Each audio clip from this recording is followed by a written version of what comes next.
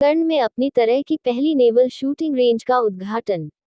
18 अगस्त 2022 को इंस्कर्ण में vice admiral Biswajit Dasgupta द्वारा अपनी तरह की पहली समग्र इंडोर शूटिंग रेंज CISR का उद्घाटन किया गया। CISR नौसेना में सभी प्राथमिक और द्वितीयक हथियारों के लिए अत्याधुनिक, स्वनिहित 25 मीटर 6 लेन लाइव फायरिंग रेंज है। इंस्कर्ण इस तरह की सुविधा स्थापित करने और उपयोग करने वाली नौसेना में पहली और देश की एकमात्र सैन्य इकाई है। हरित उद्यमियों को बढ़ावा देने के लिए सिडबी और टाटा पावर की TPRMG ने की साझेदारी। सिडबी ने देश भर में 1000 हरित ऊर्जा उद्यम शुरू करने के लिए टाटा पावर की सहायक company TP renewable microgrid TPRMG के साथ साझेदारी की है। भारत सरकार के आत्मनिर्भर भारत के दृष्टिकोण को इस पहल का समर्थन मिलेगा क्योंकि यह देश भर में स्थायी उद्यमिता मॉडल को बढ़ावा देगा जिससे ग्रामीण उद्यमियों का सशक्तिकरण होगा। सिडबी मुख्यालय लखनऊ। अंतर्राष्ट्रीय खगोल विज्ञान और खगोल भौतिकी ओलंपियाड में भारत तीसरे स्थान पर। भारत ने 15वें अंतर्राष्ट्रीय खगोल विज्ञान और खगोल भौतिकी ओलंपियाड IOAA में पदक तालिका में तीसरा स्थान हासिल किया। भारत सिंगापुर के साथ संयुक्त रूप से तीसरे स्थान पर रहा, जिसमें छात्रों ने 3 स्वर्ण और 2 रजत पदक जीते। 5 स्वर्ण पदकों के साथ ईरान की आधिकारिक टीम ने पदक तालिका में पहला स्थान हासिल किया। 15वां IOAA 14 से 21 अगस्त 2022 तक जॉर्जिया के कुटेसी में आयोजित किया गया था। देबाशीष मोहंती, नी के निदेशक के रूप में नियुक्त। वरिष्ठ वैज्ञानिक देबाशीष मोहंती को नेशनल इंस्टीट्यूट ऑफ इम्यूनोलॉजी नी का निदेशक नियुक्त किया गया है। वह वर्तमान में नी में स्टाफ साइंटिस्ट के रूप में कार्यरत हैं। सरकार ने उन्हें 2009 में बायोसाइंसेज में उनके योगदान के लिए करियर डेवलपमेंट हेतु राष्ट्रीय बायोसाइंस अवार्ड, जो कि सर्वोच्च भारतीय विज्ञान पुरस्कारों में से एक है, से सम्मानित किया।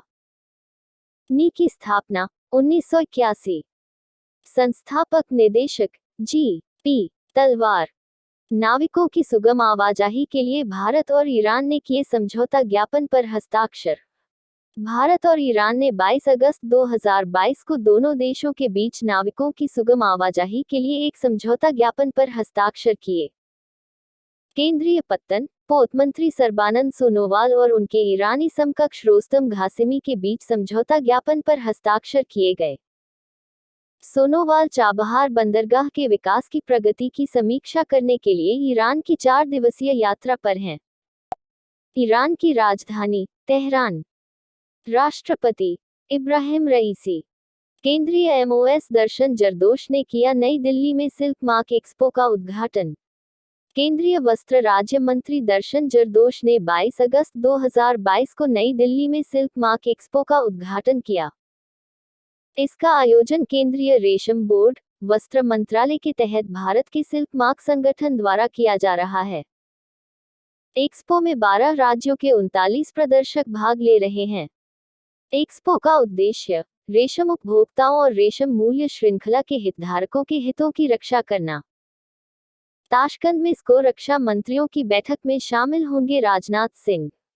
रक्षा मंत्री राजनाथ सिंह 24 अगस्त 2022 को ताशकंद, उज्बेकिस्तान में होने वाली शंघाई सहयोग संगठन स्को के रक्षा मंत्रियों की बैठक में भाग लेंगे।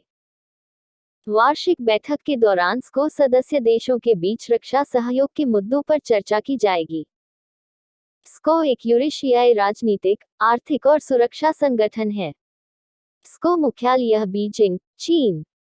राजेश वर्मा राष्ट्रपति द्रौपदी मुर्मू के सचिव नियुक्त। उड़ीसा कैडर के IAS अधिकारी राजेश वर्मा को राष्ट्रपति द्रौपदी मुर्मू का सचिव नियुक्त किया गया है। वह 1980 बैच के IAS अधिकारी कपिल देव त्रिपाठी की जगह लेंगे।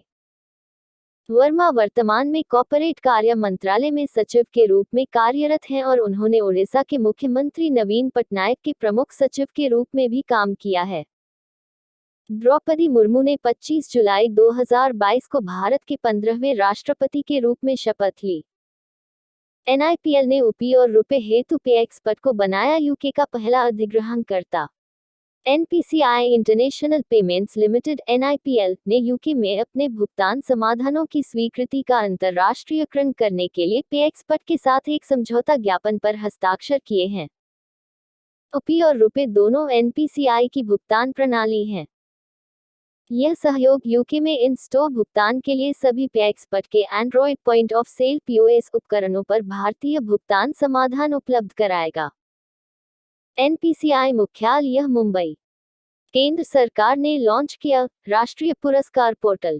केंद्र सरकार ने सरकार के विभिन्न मंत्रालयों के सभी पुरस्कारों को एक मंच पर लाने के लिए राष्ट्रीय पुरस्कार पोर्टल लॉन्च किया है।